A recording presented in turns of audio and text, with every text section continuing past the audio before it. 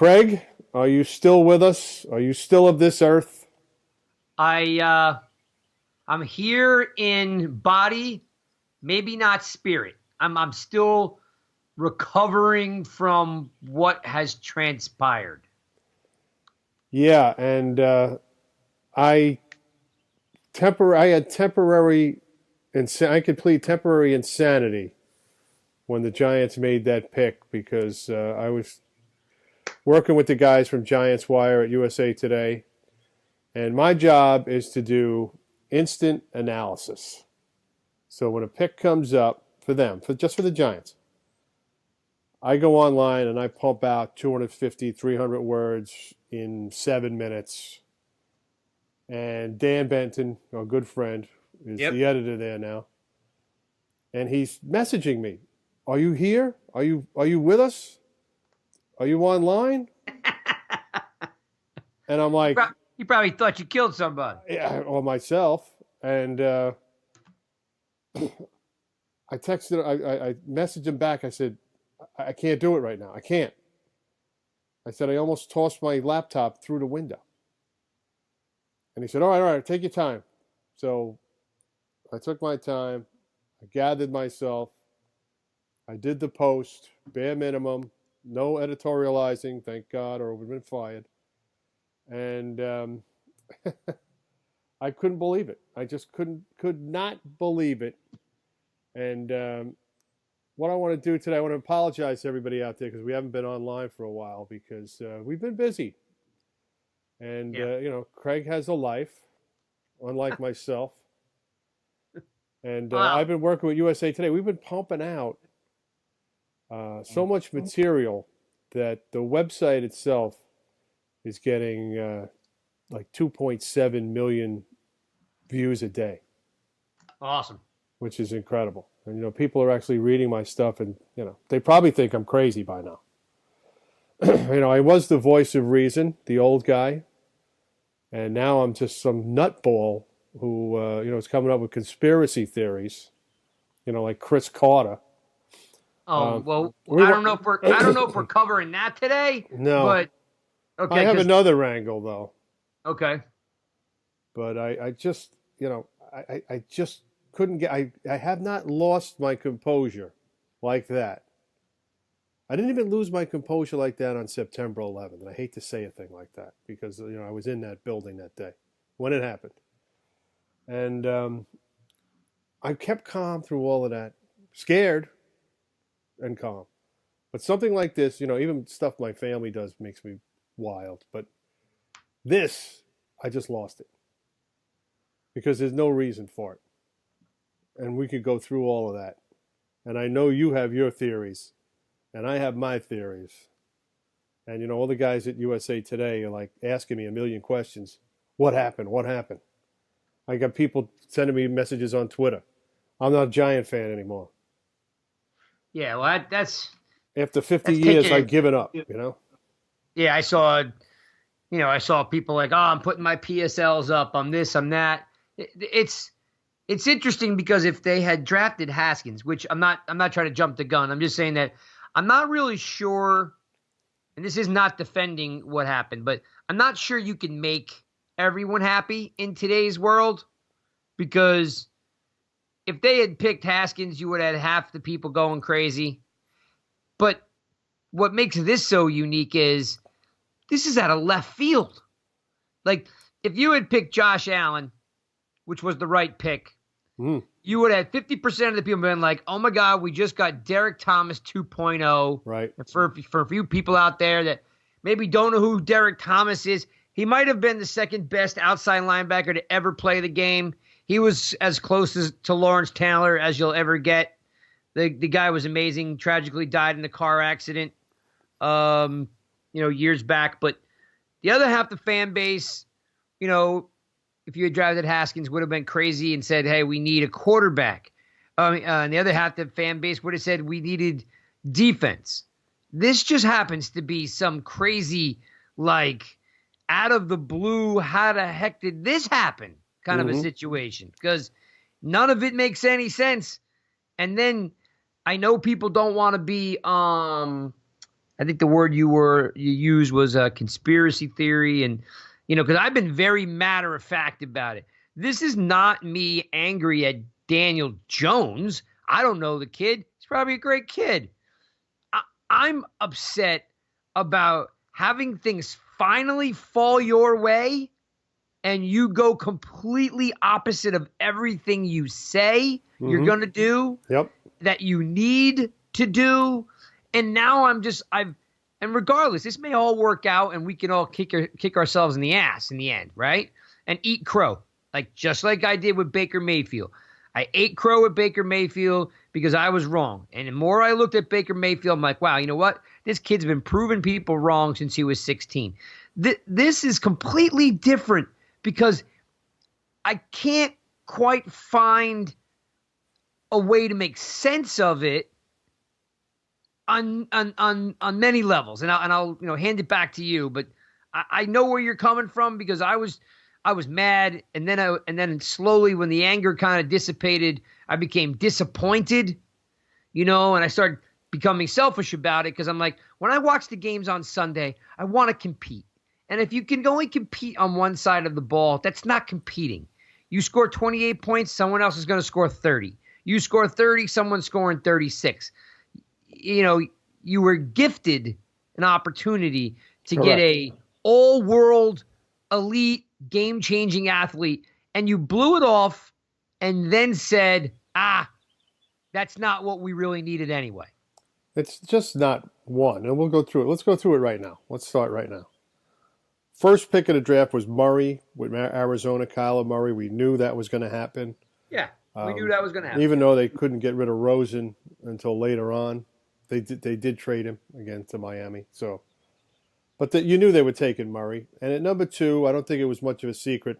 Bosa was going to go to San Francisco. They wanted him.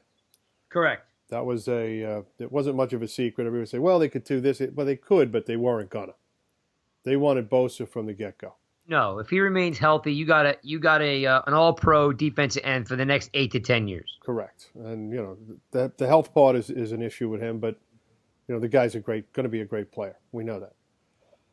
Number 3, the Jets were a little bit of a wild card, but they couldn't get rid of their pick. They wanted to. I know they did. They needed more picks. And they weren't married to any of the players, but they picked Quentin Williams when they couldn't make a deal. And that was a good pick for them. And by the way, for the record, he might be the most talented big man I've seen in a long time. Yeah. No, he's a very good pick. Very good pick. So sometimes the trades you don't make are the best ones. And I think for the Jets, this might be one of those times. So agreed. Let's see. And number 4 was Oakland. And, of course, they're always a wild card. Yes, they are. And they took Clelin Ferrell from Clemson, and everyone went wild. But in my analysis, Ferrell was being pushed down the order for no reason at all. He should have been close to top 10. Okay, and they had him, some people had him in the 20s, some people had him going into the second round. I said, have you watched this man play, this young man? He's a monster. He could play defensive end. He could play outside linebacker. He gets to the quarterback. He can stop the run. I mean, this is Clemson. All those guys can do it all. Yep. And in fact, I'll even say that this is kind of very similar to the Giants' personality here, because I think Farrell's he's like you said, he's a top 10 guy, right? But whatever happened in either the pro day or when they had him in for a visit, it clicked. So. It wasn't that much of a stretch because you were taking a top 10 defensive end, and he went 4. And he went 4 because he either said something, did something, approached it a certain way where they were like, I'm pushing my chips in on this guy, which moved him down. It wasn't some dramatic stretch, but whatever he did in their interview process made them feel that good about this kid. Yeah, and the thing is, they could have probably gotten him with one of their other first-round picks. Would have been close. Yep. Yeah, I don't know if they would have, but they could have. Yeah, so, there was probably a 50-50 chance they could have gotten him a little bit later, but again, you never know. So that was really the monkey wrench in the order of things. It always is with the Raiders. Because no one had him going in the top 5. I don't think he's top 5, but he could be top 10. I would agree. To me, I thought he was an 8, 9, 10 guy. Right. He should have gone, before the middle of the round. But either way, they took him at 4, which pushed all the other players down a notch, which means Tampa Bay could only take one of 2 guys, Devin White or Josh Allen, right? And They chose White, which we knew they would, because they wanted him. So they got him, and they were lucky because, of what Oakland did. So they got their guy, and that left Allen for us, and that's when Twitter absolutely exploded. Every person to a man on Twitter, okay, was tweeting, "We just got Josh Allen." I tweeted it. I said, "Here we go. This is a perfect scenario for the Giants. The perfect storm just happened." Yep. What did I always tell you? Somebody screws up. Somebody panics. Somebody makes a mistake. I'm not saying it was a mistake this time, but somebody has a different train of thought. And that was Oakland. And that's what they did when they took Ferrell. Not that he's a bad pick. A little too early for him, but that's what will happen. It'll push people down the order, and he pushed Allen right into our laps. Dave, I take the best player available. Gettleman is going to pull the trigger on this. And by the way, that's why everyone is so completely bent out of shape. Because it's, you went from Jerry Reese and his smug ass never saying anything because he was the smartest guy in the room to this guy that just says anything. It's almost like he's doing stand-up comedy with the cliches and the words. I mean, don't even begin to get me started on best person available. We can't. His quote was, "You're dead if you draft from a player, from a position of need. Best person available." I'm sorry. You just told us literally 24 hours or that day that it's best player available, because if not, you get fired, right? What does he do? Daniel Jones. And he takes Jones, and that's when my blood pressure went to 6,000 over 8,000. I just could not believe he did that. I've been watching this game for a long time. I've been covering, I looked it up the other day. I've been covering the NFL for 22 years. It's a long time. And Yes, I've been watching it for over 50, cognizantly. Yeah. So I remember the first Super Bowl. So this guy, Gettleman, takes Daniel Jones, who I knew they liked. You knew they liked him.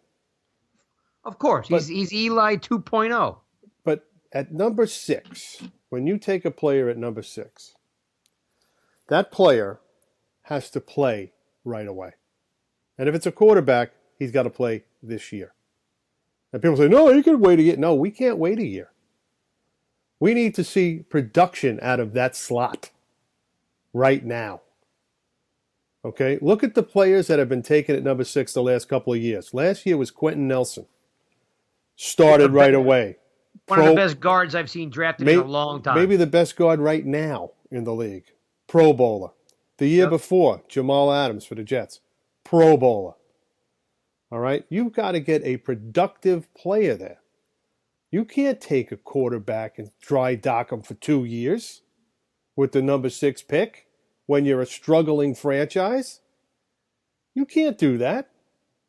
So now, and Mike Francesa, as crazy as he is these days, is saying what I'm thinking too.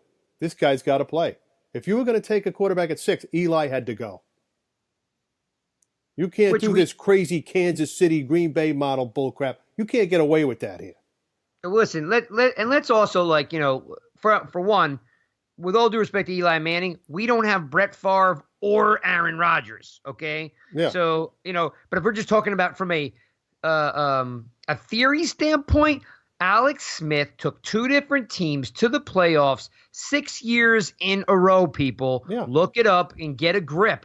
Alex Smith was there because of what he had done. And don't get me wrong, they moved up for Mahomes, but they weren't going to unseat a quarterback who took San Francisco and Kansas City to the playoffs. Right. So it made sense where no, he wasn't an all-world quarterback, but he was a damn good quarterback. So that Kansas City model is an anomaly that you have a quarterback. If Eli Manning had gone to the playoffs last year, maybe it's a different scenario we're talking about. But that's Correct. not what we're talking about. We're talking about a franchise that hasn't done squat since 2011. Right. Kansas City was a winning team when they did this. Green Correct. Bay was a winning team when they did this. Correct. The Giants are in last place every year now, drafting in the top 10, top 5. Yeah, with the 31st ranked defense. Correct. Okay, so they do this, and now you got Gettleman sitting there. We may not play him for 3 years. 3 years. See, You know where you're going to be in 3 years, Dave, if you do that? You're going to be outside. Your key card ain't going to work. You're not going to get in this building anymore. Well, it's interesting. Again, when you analyze what's gone down, Odell trade, Landon Collins allowed to walk, Daniel Jones. Like, for one, we're not GMs, right? We're not on the inside. We're not in the building. But yeah, but Craig, I was a vice president of a Fortune 500 company. All right, I worked in human resources and personnel for the city of New York. I know how to run a business, or run an organization. This guy is digging holes and filling them up. That's all he's doing. Well, and I'm going right with you, because it doesn't matter. And that's what I was going to say. It doesn't matter if you haven't been a GM of a building or a franchise. Like, you understand talent and the way things are done and where you plug, where you play, and the way things work. And I can't get past, these decisions when he says one thing. And that's why I said before that it feels like comedy. Like, he went on about the 3 series that he watched, right, in the Pro Bowl, and that went viral. And it blew up, and every national news junket in the country was quoting that this guy picked Jones after 3 series and the Senior Bowl. And then it comes out later, corrected by what we call, some due diligence, that was tongue in cheek. But everything that comes out of his mouth is that way. It's cavalier. Think about it. What did he say after the last game of the season? He said, "We have no playmakers on defense. We need to get playmakers on defense." What does he do? He lets Landon Collins walk. He pays Odell. We didn't pay him to trade him. What do? We trade him. We're not out here to pick on need. We pick the best player available. What's he do? Picks on need, or what we think is a need. So it's very hard to take him serious for anything he says. So even when he says things like, "Yeah, I saw him at the Senior Bowl for 3 series and I was in love," it's just more him placating to the media. I mean, he's a joke. And this leads me to believe, and I don't know this for a fact, and I don't think anybody in the beat pool knows this for a fact, that the Giants are run by a consortium of about 5 people. And Gettleman is just there in the GM seat. I don't know if he's making the final decisions, because these aren't good decisions.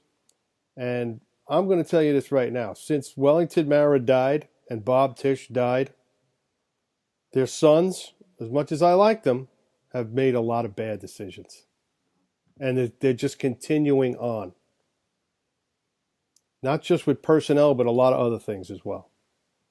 And this was a very bad decision. This was a colossal blunder, what just happened here. Okay? Because you have a quarter, you want to rebuild, but you don't want to let go of Eli. You don't want to let go of this guy. You're trying to mix and match, like you said. Either blow it all up and start from the beginning, or don't waste anybody's time with this. Because that's what they're doing. They're wasting their own time, too. And I think the pick of Jones was an organizational mandate, because they wanted the cleanest guy they could find. Okay? That's what they wanted. That makes a lot of sense. They wanted somebody they can put on their yearbook and media guide and say, "This is the Giants right here. Saquon, Daniel Jones, and whoever. DeAndre Baker, whoever." Hey, and for the record, as much as The fan base loves Eli. We're thankful to Eli. You know, the fan base that wants to turn the page, this is no disrespect to Eli Manning. They The want guy's made something. more money than any player in the history of the NFL. They owe him nothing.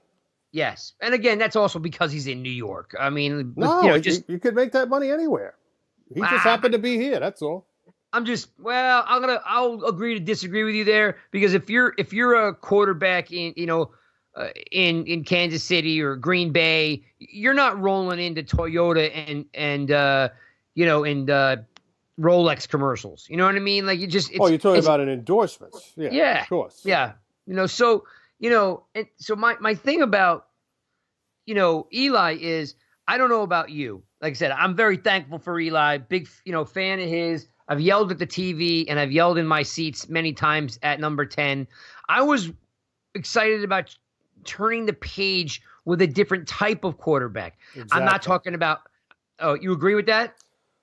Exactly. What they wanted was a younger version of Eli who could move, and that's exactly what they're getting. Except for this guy doesn't have Eli's arm. No, and that's my thing. Like, I'm not saying I want an edgy guy or anything, but like I wanted a leader. I wanted something a little bit different, a little flavor. I'm not talking about a scrambler. I'm not looking for Kyler Murray. But you know what? I wouldn't have mind to say, let's look big picture and think about this. If we don't get Jones, we can go get Rosen. If we don't go get Rosen, we already know, according to Gettleman, how much he liked Herbert. He went and personally scouted him 2 times. He flew into town to watch the guy play. And you've got Fromm, and you got Tua, and you got Costello, and Eason. We counted 7 possible first-round quarterbacks next year. Yes, and now we're off the table with it. So if we're shelving the quarterback, shelf a really good quarterback. So now, and I'm gonna, in my next point, I'll get into maybe some devil's advocate or some other sides of the fence. But just for the moment is like, think about the opportunity that was missed. I may not really like Haskins, okay, but he wasn't coming here. He was, yeah, and so he's not I'm going gonna tell there. you why in a second. Go ahead. Yeah, okay. All the opportunities that we missed now. You're out of the game for Herbert, which you said you loved. You went and recruited. From Tua, Easton, Costello, all those guys. Like, you're off the table with them. And guess what? Those quarterbacks are going to come into the league next year at the same time as Jones, because Jones is on the shelf. So I just don't understand the rationale at all. And then to come out and say, oh, yeah, we knew 2 to 3 teams that wanted Daniel Jones, so we needed to pull the trigger. I mean, how many times do I have to hear that? And we know that Denver already said, look, we wanted Drew Lock, and we knew we weren't going to take him at 10. And, we waited till our turn. The next round, we got him. Which I don't know if that's true either, because they traded back once, I think. Yeah. I don't know if that's true, but that's what they said anyway. Here's my analogy for the whole thing. If I go out to buy a Ford F-150 in a black, right? And they don't have a black Ford F-150. So, but if I find a silver or a red Ford F-150, it's a good chance I might buy that car, right? Sure. But the black Ford F-150 is mine. That's what I want. But if I find a silver one or a red one, is it really that much of a difference? Can I get over the fact that it's a different color? Probably can, because in the grand scheme of things, the color's not as important as the functionality and the tech inside the truck, right? So if you miss on Daniel Jones, are you telling me that Jones is that superior to Greer and Locke and Haskins? I don't think so. Well, apparently he's not superior to Josh Allen, because they had him rated at the same level. Yeah, right? That was the thing that put me over, okay? If I was in that room and I listened to that, I would have walked right out. I would have said, "Okay, now you're BSing me too much. Now you're playing us for fools." Most of the guys in that room I know for a long time, and they just had to laugh at that. They had to. I know Ralph and Tom Rock and Paul Schwartz and Paul Latino. You have to laugh at that. That's ludicrous. Daniel Jones, a quarterback, okay, who never threw for 3,000 yards, and we'll get into that in a little bit. is going to be on the same level as a Josh Allen, who is a truly a generational pass rusher. And he's not just a pass rusher. He plays the whole position. He could play 3-4 outside. He could play with his hand in the dirt. This is a superstar. And listen, let's not forget Oliver was right there too. And see, this is what happened. I wrote this. I just wrote this up. It's in USA Today right now. Can the Giants afford to sit Daniel Jones? And the answer is no. Okay, they're going to do it. And people are going to sit there saying, we're missing something. You're missing the guy you should have drafted at number 6. That's what you're missing. Am I wrong? No, you're not wrong, because you're not going to see him for a minimum of a year. You don't even know what you have. Well, I'm just saying the player that we should have taken would be right out on the field producing. Oh, well, yeah. You're willing to do exactly the opposite what you said. December or whatever it was, 27th, 28th, January 5th, whatever it was, press conference, we need defensive playmakers. Right. Okay? Defensive playmakers are outside linebackers, defensive ends, and cornerbacks. Which, he did get, but... Which we'll get into, yes. But sure. I'm just saying, but you got a guy who's an elite playmaker right in your face. Like the guy was packing his bags to come to fly into Newark Airport. I mean, Give me a break. I mean, yeah. And he's also a clean player. He's never had an issue. No, I don't think... He's from Montclair. He's never had an issue. The guy's a model citizen, and he would look very nicely. He'd fit very nicely on the cover of the media guide, as far as I'm concerned. I think all those guys, though. I think all those guys were clean. I think Oliver was clean. I think Farrell was a clean guy. Like, do they look like Eli? No. But, I mean, damn, you want to compete, don't you? I mean, we did nothing to make a difference on our defense, because Lawrence, which we'll get into, it's just replacing Snacks. That's exactly right. Now you see, if you take Allen at 6, you get to 17 and Jones is there and you take him, I think we all could have lived with that. We wouldn't have liked that either, but we would have lived with it, because I thought Jones was not. If the Giants don't take him, okay, and Washington, well, I think they wanted Haskins.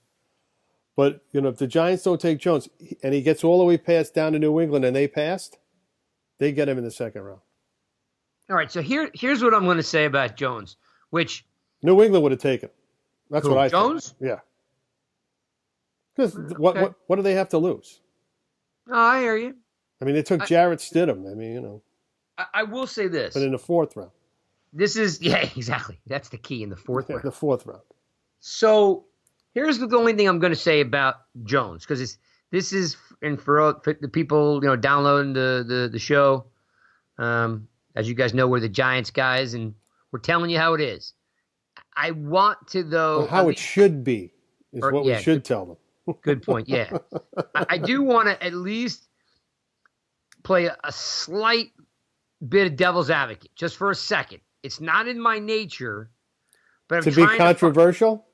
No, I'm just trying to find something good to come out of this, right? So the last day or two, I've spent some time on YouTube pulling out his game films, and here's what I will say: it's a yin and a yang. My biggest problem, and I got a lot of flack on Twitter for it, because everybody automatically is anointing him great. And how he's going to do fantastic. And what do I know? Well, I'm going to tell you what I know. All right? Eli Manning had 60 scholarship offers, right? He was recruited, of course, because of his brother and because of his own play on the field. They won state championships. They won bowl games. They were impactful.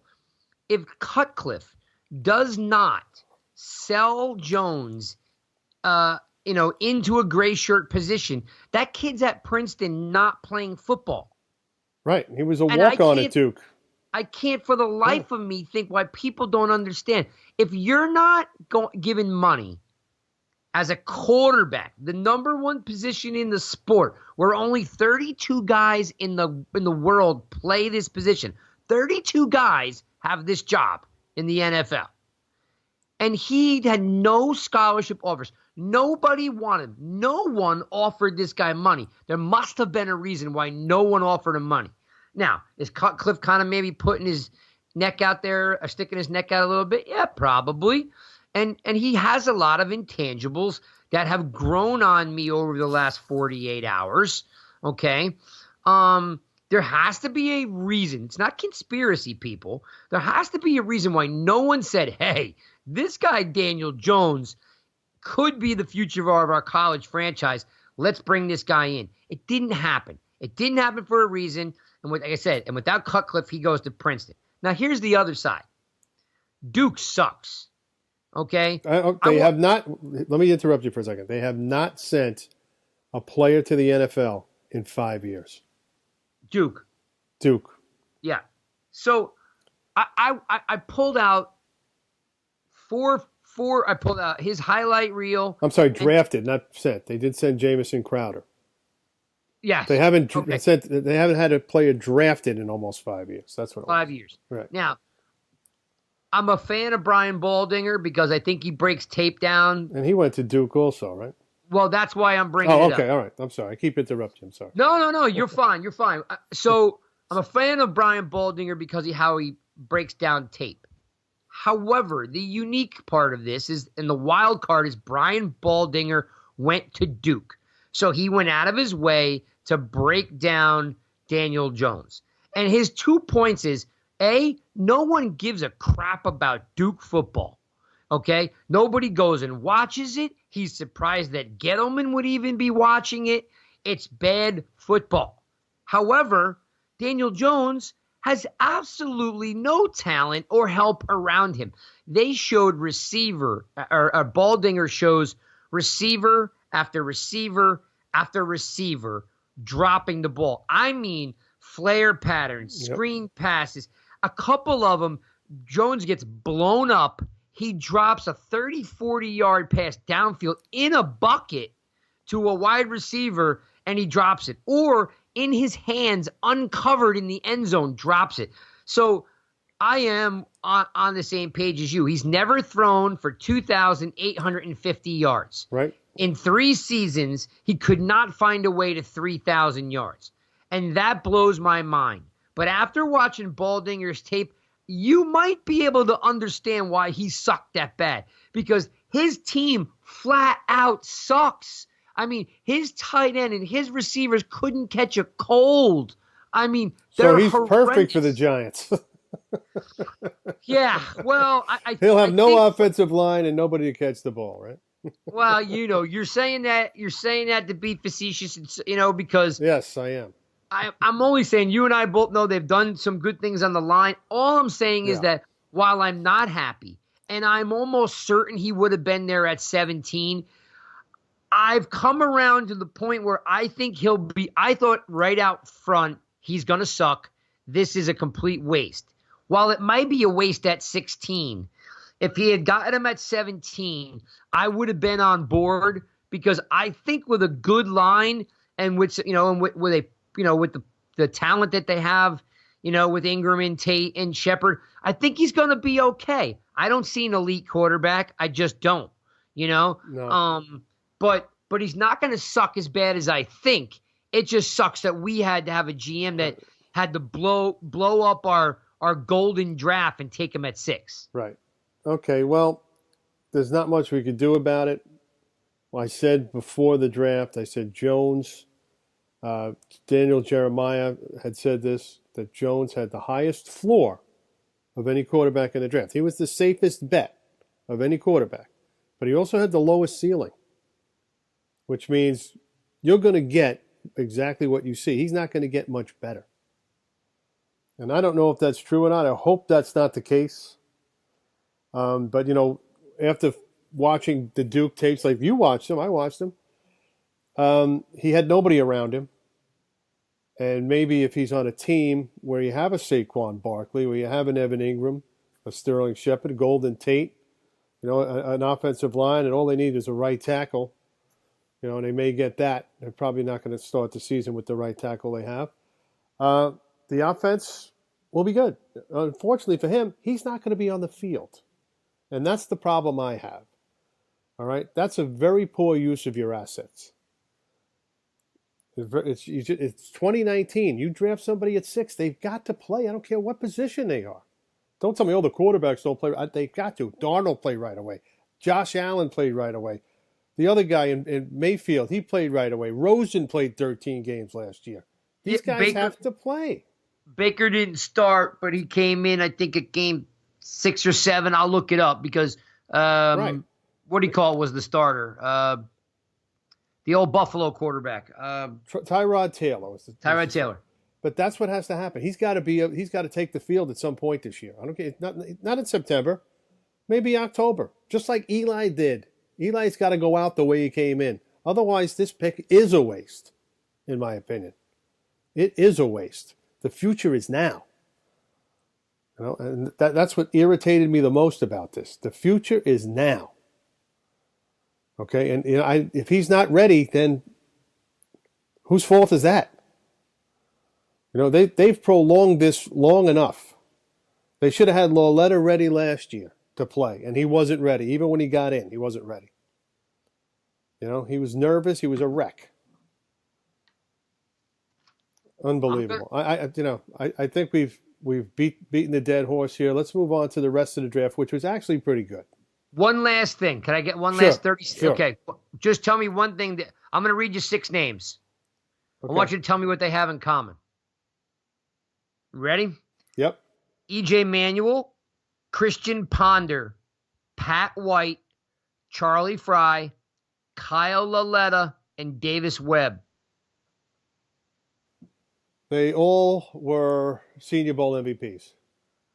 Ding, ding, ding, ding, ding, ding, and you win the prize. And the Giants, all they talk about is the Senior Bowl. And anybody who you see in an interview, I saw the Giants. I talked to the Giants. Where was that? At the Senior Bowl.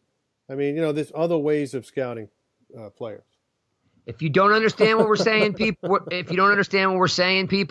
is that the Giants have drafted 3 Senior Bowl MVPs. Davis and as Webb, and as I just showed you, Senior Bowl MVP means squat. It's an exhibition. You're not allowed to run certain defenses. You're not allowed to do certain things. And for the record, and my last final point about this is that Davis Webb didn't start the Senior Bowl. He came in the second half against the Scrubs. And played against the Scrubs. Not the Scrubs, but the second team. And I think they all did that if you look it up. Yep. So I don't want to hear about Senior Bowl MVP because I just read you 6 names that were Senior Bowl MVPs. And no offense to those individuals, those athletes, they were not NFL quality quarterbacks. And they're either out of the game or they're buried somewhere, in the American Football League or somewhere else. And some of them never really even made it.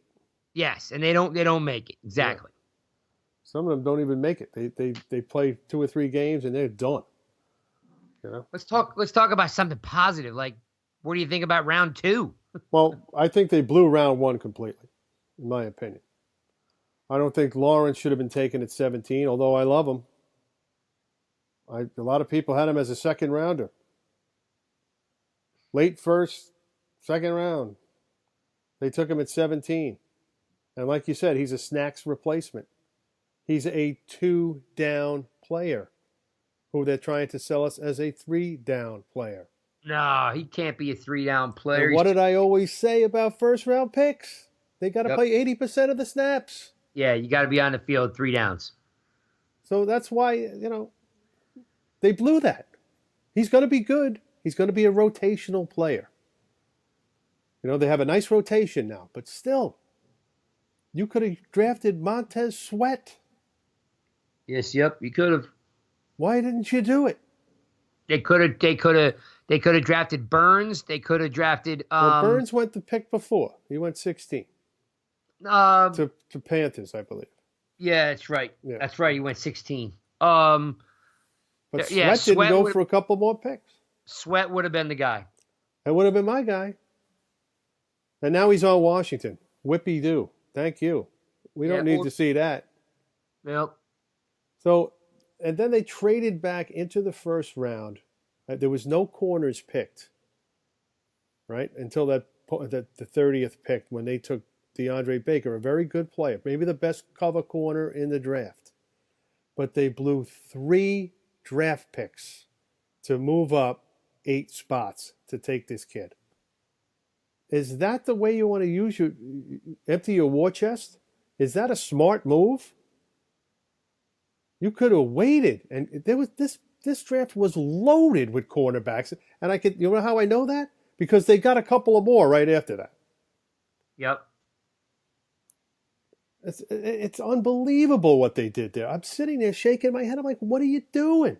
Wait. And then you could have used those picks to move up into the second round to get yourself another pass rusher. They've sat out the whole second round. It's a waste. They wasted this draft. I'm telling you, they wasted it. And think about I'm still believing they wasted this draft. They squandered a lot of opportunities.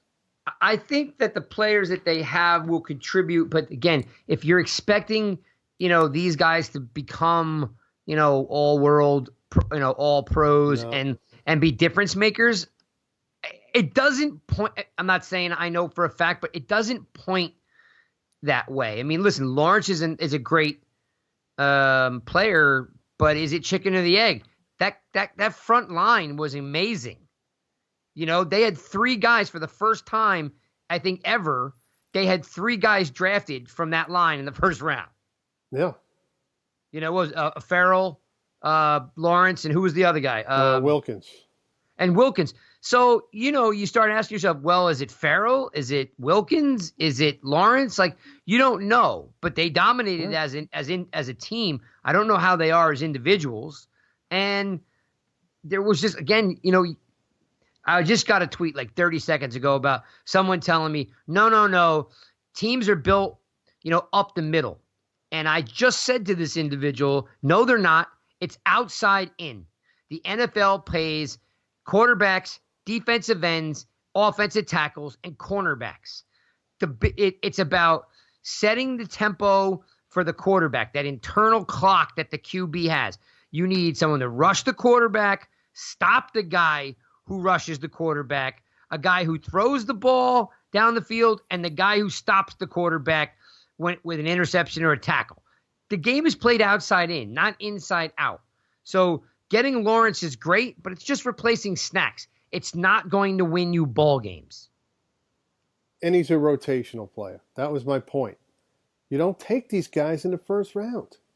And they're trying to sell it as if, he's a 3-down. He can do more than play. No, he can't. And he's got a screw in his foot also, by the way. Really? But we learned that. We learned that after we drafted him. Oh, he has a screw in his foot. It's all healed, though. Oh, man. 345-pound guy with a screw in his foot. What do you think is going to happen to that foot again? Yeah, I had no idea, and now you've made me more depressed. Okay, I'm just stating the facts. The fact that I like Baker a lot. I love him. But me too. You spent 5 picks on these 3 guys.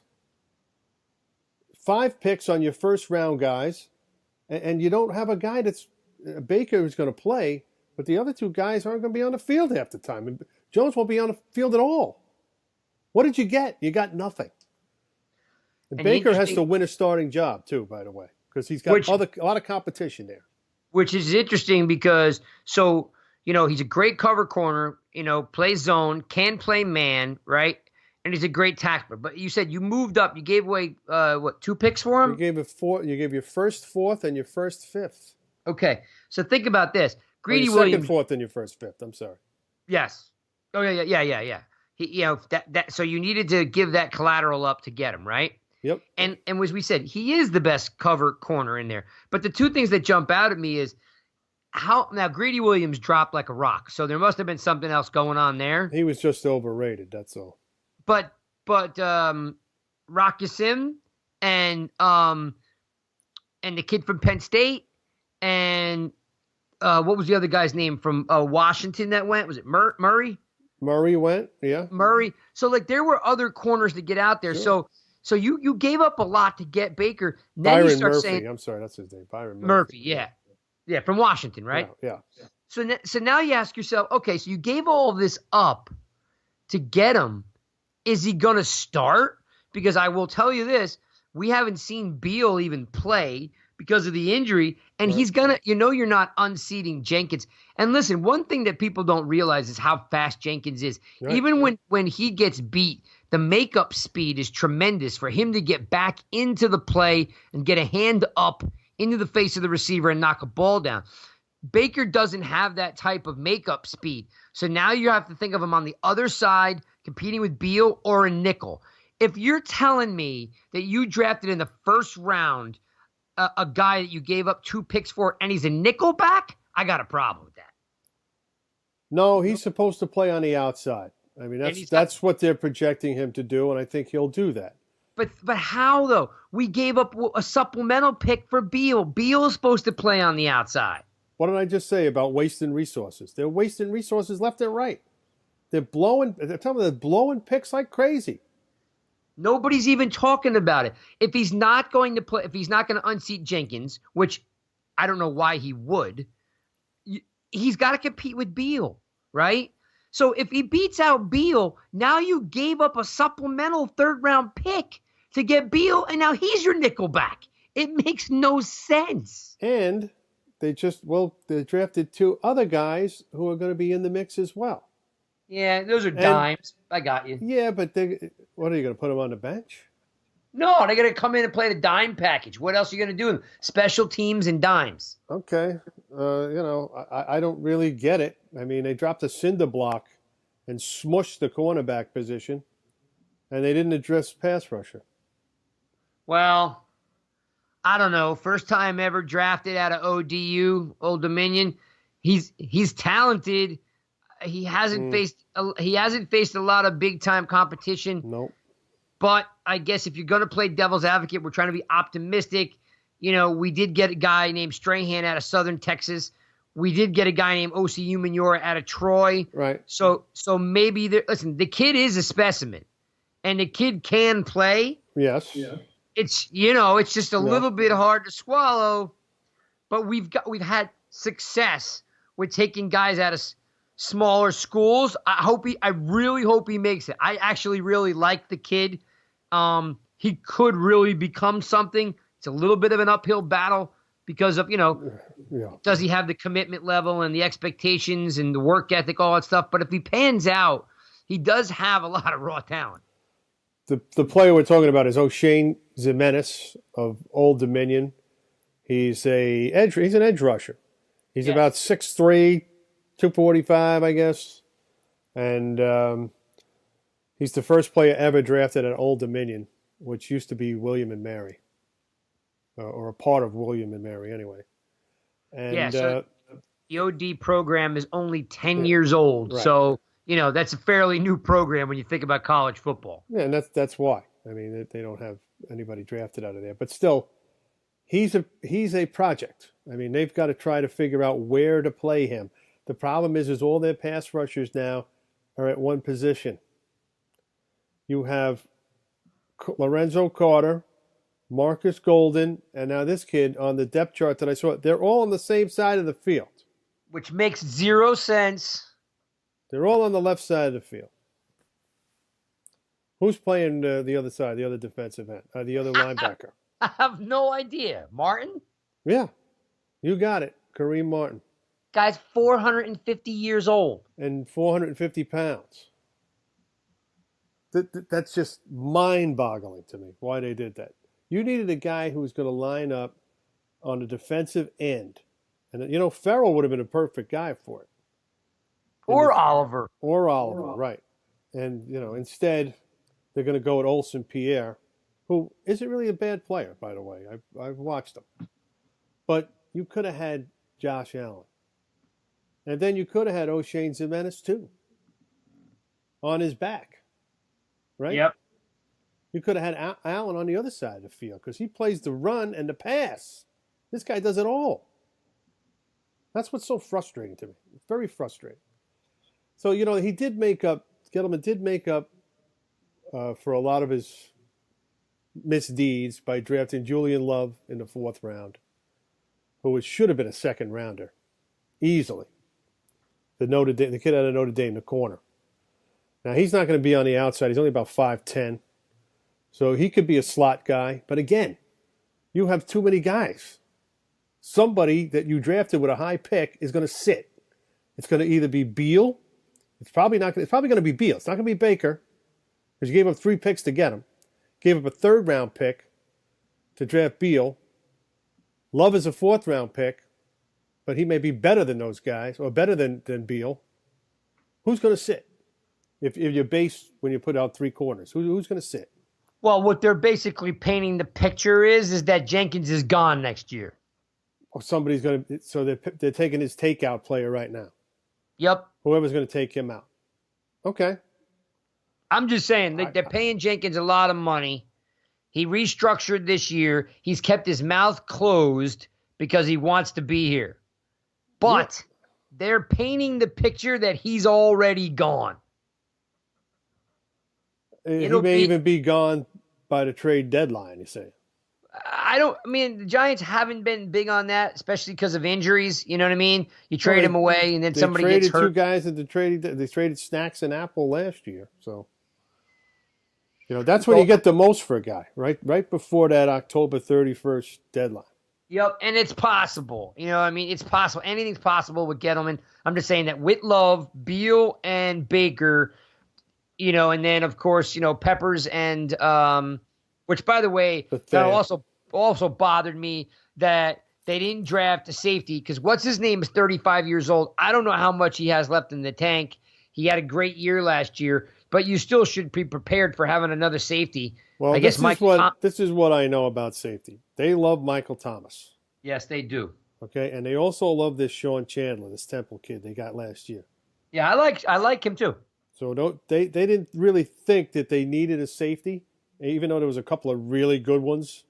Yes. And the smart teams jumped on them. You saw the Rams take Rapp, and Marquise Blair went to the Seahawks. Where'd Johnson go? It's about Jaquan? The Miami kid? Yeah, I don't recall. He was drafted, though. He was my favorite. Yeah, he went, and some of these other guys. And now I think they just signed another safety, the kid McLaurin from Mississippi State. Oh, he didn't get drafted. Mark McLaurin, they just drafted him. So he'll be in the mix, too. So I think safety, they figured they were set at. Corner, they needed help. And they attacked that. I think they got enough guys. We'll skip to the 6th round, and Corey Ballantyne, the young man who was just shot, and his best friend was killed on 4th. What a tragedy that was. Horrible story. That's ridiculous. I mean, how does that happen? I know how it happens, but it's just strange, and it's sad, and he's going to be okay. But the loss of the friend, I mean, that's roommate, yeah, roommate, teammate, yeah, it's just a bad situation. Especially you think like, man, how does that stuff happen in Kansas? But evidently it does. It doesn't matter. It doesn't matter. It just happened, and it's a sad situation, and I feel bad for him. But he's going to be here this weekend for the mini camp. And he won't be able to participate, I don't think, but he'll be here. And if I saw him at the Combine, he comes from Washburn University, which is in Topeka. And let me tell you something. There was about 30 corners competing. I'd say overall he was about 11th out of the 30. So they got a good guy there too. And he's a special teamer. Corey Ballantyne. Still Ballantyne. Yeah. He could play. He could play this game. He makes the team, yeah. He's going to make the team, yeah. So here's another guy that you're throwing into the mix. Where does he fit? I mean, he's going to be on specials, naturally. And Antonio Hamilton, who was very good on specials on teams last year, he's still on the team. And he's listed as a corner, although he doesn't really – they don't like to put him out there, even though they ended up doing it because they had nobody left. Yeah, somebody's going practice squad. I would want to put a draft pick on the practice squad because, somebody will sign him away. I don't like doing that. Happened with last year with Avery Moss. Yeah, I don't like when you draft a guy, and they have 10 draft picks. I mean, it's going to be hard not to, but when you draft a guy and you put him on the practice squad, any team can sign him away, but they have to put him on their 53. That's the caveat. Well, the downside for whoever's signing somebody off a practice squad. He's got to go on there 53, and he's got to stay there for a certain amount of weeks. So that's the rule, as far as I know it. Now, it could have been changed. I don't know. We did pass over. We did draft an inside linebacker, Connelly. Mm-hmm. I hear a lot of good things about him, but he wasn't the best linebacker on Wisconsin. He wasn't the playmaker, but he's probably the one that fits the Giants the best because of his special teams ability. I do like him. I was curious because someone asked me what I thought of him. So, I mean, I don't watch a lot of Wisconsin football. So I looked him up. I looked up. He had a highlight reel, and then I checked out a couple coaches' tapes. Yes. What I got out of it is, while he doesn't bend very well, like he's a little stiff in the hips, he's a really good downhill, almost missile-like, type of backer. Like he definitely has a nose for the football. Yeah. Oh yeah. What does he remind you of? Hertzlig. Or Blackburn. There you go. That's the guy he reminded me of. These guys were undrafted. Now, this kid was a walk-on at Wisconsin. You don't walk on and make the team at Wisconsin. Correct. That's really hard. A big program like that. Yeah. How many walk-ons actually did he even look at? And for the record, in case anybody's listening, he is not undersized. There are numerous people that are just talking garbage, I guess making stuff up and then listening to someone else talk. The guy is 245 pounds. That's the number. That's the number when it comes to a middle linebacker. Not the height, the weight. Yeah, everyone's like, well, he's undersized. He's not undersized. No. Okay, the big thing about Connelly is, again, he doesn't bend very well. You know what I mean? So he's not getting around blocks, to make a tackle. But if you give him a crack, he's got a really good first step. So he's not fast, but he's not slow. He ran a 4.6 40. So he's not fast. He's not slow. He does have the ability to shoot a gap and make a play, and he's a good tackler. So for any reason he has to start, he's a good spot starter. He's going to end up playing sometime because, B.J. Goodson isn't going to play every game. You stole my thunder. I was like, because Goodson's made of glass. So my God. Connelly's going to get some action. I actually like the pick. I don't know. I have to look it up where you and I talked about a couple times when we were talking about drafts about the kid from USC, Connor Smith. Cameron Smith. Yeah, somebody drafted him pretty early, too. Yeah, Cameron Smith. I think they're very comparable. I think Cameron Smith has got a little bit more giddy up in his step, and he's a little bit more of a thumper. But Connelly's a really good tackler, gets through a lot of seams downhill, makes a lot of tackles, for a loss. So it's not a bad pick at all, especially if you need him in a pinch as a spot starter. Right. I don't see him replacing Goodson, but it's going to be interesting to see them compete in camp. It's good because he's going to do multiple things. He's going to play special teams for them, and if they need a linebacker, he's going to be there. He's going to be able to fill in. And, Betcha likes to mix and match people. He loves to have guys shuttling in and out and keeping everybody fresh. So he could be a good pickup. I mean, I like it. I like the pick. I wasn't against it. I love the next pick. Darius Slayton, wide receiver from Auburn. He's big. He's fast. And the phrase that's being used, he could take the top off defenses, which is what they need. They need somebody who can stretch the field. And he's the guy. He's going to be the guy. They have quite a wide receiver stable now, I think. Quite a diverse stable. What do you think? Long as we have, with what do you call it, being drafted, he gives you some extra height. We're going to be challenged when you go up against big corners because, Tate and Shepard are not very tall. No. So you're going, it seems the way they're going is pass and run after the catch. That's the way it seems to me. Yep. And we'll see if Ingram has a bounce back year because you've heard me, bitch about him for quite some time. He's an anomaly to me. I can't quite figure out that cat. So, but he's here, so he's going to hopefully make more plays. And the kid you just mentioned that got drafted, he's got some height to him, if I'm not mistaken. He's 6'1". God, Slayton. that's still 2 inches taller than Tate and Shepard. Well, he's got big hands. He's got good hands. There's a lot to like about this kid. He was not one of the wide receivers that I had listed as a possibility for the Giants. He was not one of them. And I don't know why. I just didn't list him. I just didn't think, he had a good combine. I mean, he runs like a 4.39 40 or something. But and I started watching, after they drafted him, I started watching the highlights reels from this guy. He is amazing. I think he's going to be a big player for them. That would be ideal to have a late draft pick contribute on offense. That'd be great. Yeah, I mean, that's what they need. They need somebody to keep the defenses backpedaling. Because they're going to be backpedaling because right now in camp, Wheeler's still your right tackle. No, I'm talking about the defense backpedaling. I know. I was thinking. Yeah, Wheeler's not going to be the starter. I mean, they're going to do everything in their power to get somebody to play that position. That's our next guy that we're going to talk about. And actually, There's a guy they just signed from Missouri that could even be the guy. We'll talk about that in a second. Okay. George Asafo Ajay from Kentucky, who was on nobody's radar to be drafted, was selected in the 7th round by the Giants, and he was SEC lineman of the week for 2 weeks last year. I mean, and he wasn't on anybody's book or anybody's radar.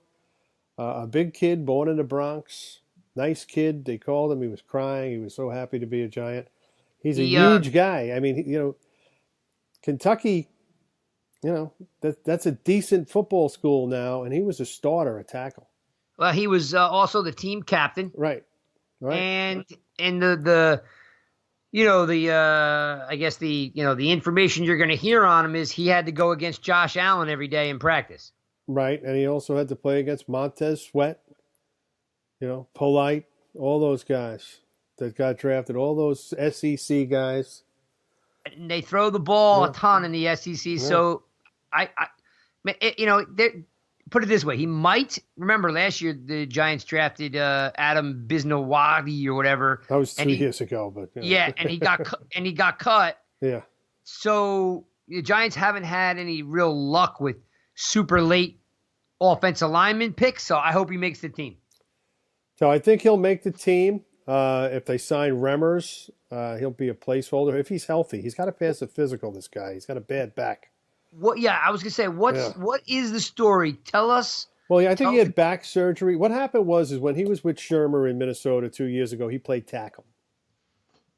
All right, and he played very well. When Shermer left, they shifted him to guard, and he didn't fare too well. Then he got hurt. He had a couple of issues. Then he had a surgery, and now he's recovering from that, and he's got to pass a physical. The Giants are saying if they sign him, he goes right to right tackle. And he'll be good. He'll be good at it because that was what he did with Minnesota. He was the starting right tackle for Look Minnesota? It up. Yeah, sure. Okay. 2 years ago. And he's a placeholder. That's all he'll be. 1 or 2 year deal, But he'll be good. He'll be in that position until they get somebody up to speed. Now they just signed a guy in the undrafted free agent market, the UDFA market, from Missouri, who was their right tackle, who protected Drew Lock for 3 years, and he played in the SEC. Paul Adams, his name is. He's 6'6", 320. That's a big boy. And he's played right tackle, so he's there. He knows the right tackle. They're not going to be shifting him around. Come in, you try out for right tackle. So that's another fallback. So, they may have addressed that position, a roundabout way, but they may have addressed it. See that's what drives me crazy about this team. Just get the guy, get the good guy. Jonah Williams, just get him. Yeah, right. They could have drafted him at 6. They could have drafted. If you read my article, you see all the guys that got picked between 6 and 17. It's going to make you vomit. Oh, I'm aware. I watched every painful moment of it. You saw T.J. Hawkinson go. Well, I knew the Giants had no shot at him, but I mean, yeah, of course, No, I'm Hawkinson. saying the guys you could have had at 6 instead of Daniel Jones. You're going back there Besides again. Josh Allen and Ed Oliver. Jonah Williams, Devin Bush. All right, let me ask you a question. Oh my God. You're killing me. Did we? You're bringing up all these emotions. I thought I got rid of. The anger's coming back. No, it's not going to leave me because until I see Daniel Jones play, it's not going away. Because with that number 6 pick, you've got to have a guy on roller skates going downhill right away. That's it. He's got to dive into the deep end of the pool. So otherwise, it's a wasted pick. I'm sorry. No, I'm with you. I'm trying to be as optimistic as possible. Which you know me, I'm telling you right out flat. Nobody wanted him out of high school. He sucked in college, and somehow Cutcliffe is the one that sold him into the Giants. Just like the Cutcliffe sold him into Duke. However, if you get a chance, do yourself a favor and watch the Brian Baldinger tape. You might see what I'm talking about. His team sucked, and Baldy's like, I went to Duke. Duke sucks. Nobody watches Duke football. It was refreshing. So people out there listening to the Giants guys, do yourself a favor. If it's usually on Twitter, find Brian Baldinger, NFL Network, look it up, and watch his breakdown of poor Daniel Jones getting obliterated and having his passes dropped. The irony is that the Giants will take a guy from Duke, and then the Knicks will go into the NBA draft, and they won't get the guy from Duke. Oh, funny. Yeah. That's what's going to happen. And then New York sports is going to completely collapse. Did we cover all the picks for the Giants? No, it was one more. Ralph Facciano had this guy on. He's been writing about this guy for a while. Chris Slayton from Syracuse. Of course, from Syracuse. Why else would anybody care, right?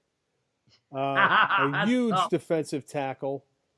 And something pissed me off about the analysis of this kid. He was a player up there, 3-year starter. I think that he could be perfect for the rotation down here. Whenever they say a defensive tackle or defensive lineman takes plays off, is inconsistent, that burns my ass. Because you can't play these guys 80% of the snaps like they do in college and expect them to be on the money every play. You can't do it. They get gassed. These big 320-pound guys get gassed. They've got to come off the field. And, sometimes they don't take them off the field in college. And that's how you never get a good reading on some of these guys. He played too much. He played into the fourth quarter. He collapsed in the fourth quarter. He can't play. He shouldn't be out there all those plays. That's why they had some of these schools like NC State. They rotated their guys. And that's why the Clemson rotates their guys. That's why they're fresh. That's why their defense lasts. Yeah. Some of these other schools, they don't have that latitude. So they keep these guys on the field, and, you see them peter out in the second half. And if you're a scout, sometimes that slips your mind. This guy shouldn't be out there every play. He's got to come off the field on third down or every other down or whatever, in the beginning of the game. So they forget that. So if you get a guy like Chris Slayton and you're going to play him in a rotational position, he's going to give you, let's say, 30 snaps instead of 80 snaps. You're going to get 30 snaps at 100%. Well, 30's a little low, but I hear what you're saying. With all those guys, though, 30 would be a good number, especially as a rookie. The problem with 30, you talking about a rookie as in when he was in college or rookie no, right in the now, pros? like coming in this year. He could rotate with R.J. McIntosh. You could take Dexter Lawrence off the field. They could slip Tomlinson over, take Pierre out. Yeah, because Hill shouldn't be coming off the field. Hill won't come off the field. And if you look at the snap counts, he doesn't. In fact, it's funny you brought that up. I tweeted that out because some I don't want to say a bad word on the show. But some moron was giving me crap about how B.J. Hill wasn't a full-time starter. B.J. Hill went from 21 snaps a game, to 60 snaps a game. He was to 80 snaps a game. I mean, he was the epitome of starter. He never came off the field. He produced, and there's no reason to think that he was a part-time player. Like, it is what it is. When Snaps got traded, his production and his snaps doubled. He was in 60% of the overall defensive plays, and the guy came back and said, oh, it was 58.4. He wanted to squabble over like 1.5%. And that was my problem with Tomlinson, too. His snap count went up also. First of all, he's out of position. Correct. He's playing basically nose in a 3-4 where he's really a defensive tackle in a 4-3. So they asked him to do something he wasn't normally used to doing. It's not that he doesn't have the talent. And, I want to straighten this out with people who keep telling me, why did you want to trade Tomlinson? Because he doesn't fit here anymore. Unless you're going to slide him out, unless you're going to slide him out a little bit, maybe right defensive tackle and give him a little more of advantage, instead of putting him over center, which they're going to do now. Because now they don't have to play him there anymore. Yeah, it'll be interesting because, like you said before, you're stuck with Golden, Carter, and all on the same side. He'll play in the same position. Yeah, and it's just I think that's ridiculous because Carter shouldn't be off the field. Carter should not be rotating. Every time he was on the field, he made a play. I really like the kid. Carter should be a 3-down. If Ogletree's a 3-down guy in the middle, Carter should be a 3-down guy on the outside. B.J. Hill should be a 3-down player, and then rotate the rest of them. I don't care.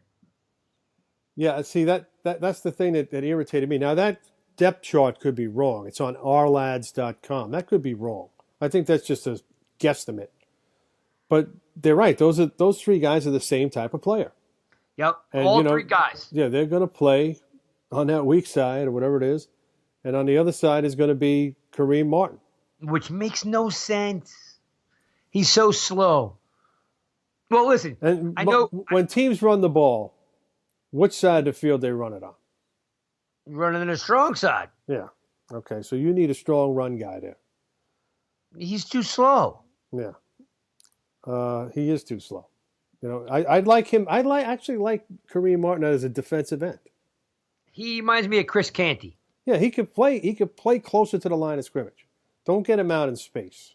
No, he's too slow. He's got a great wingspan, but he's too slow. Yeah, he could cut the edge, on the running plays. But, out in space, that's not where he belongs. I think they had to play him out there because they didn't have anybody else.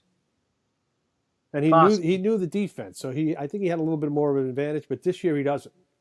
So maybe he gets in that line of scrimmage rotation, that defensive line rotation, and that'll be even better because I think that that's his position. In his defense, he started off the year really bad and really slow. I got to give him credit. The last 4, maybe 5 games, he did figure it out and made some good plays. He just happens to he gets sucked inside, because he can't pop the edge because he's too slow. He tries to use that big wingspan, but he's flat-footed. Right. So so they just pop outside on him. Right. He did have a stronger last 1/3 of the season, but I think and he's an older guy. His time has come. I'm sorry to say it. I'm not trying to push the guy out, but it is what it is. Yeah, but that's all the time we have for today. We can't go any further. I just have one more thing to say about the undrafted free agent signings. The Giants signed Reggie White Jr. What? And it is not the son of the Eagles' Reggie White.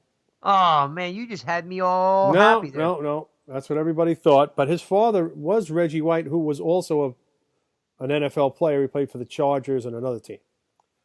So his father is an NFL player, or was an NFL player, but not the famous Reggie White. Yeah, he might have to change his name. And he's also a 6'2" receiver who can run out of Monmouth. The son, not the father. And he's going to be in the mix also. So, they really have a lot of people coming into camp that are going to be competing. It's going to be a lot of fun. Well, I'll leave you with something fun, okay? Since we've kind of beaten the draft up and we were not a ray of sunshine today, I'm going to leave you with something fun. And maybe trivial, but it's just supposed to put a smile on your face. What number will Daniel Jones wear? Because we know that he wore 17, and if he wears 17, it might just be an automatic sabotage. Well, Lauletta's wearing 17 now. I know, but he'd have to give it up. And then on top of that, we already know Dave Brown wore 17 from Duke, and that was a disaster. Right. So maybe, and he can't wear 7 because that number's retired. Jeff Rutledge wore 17.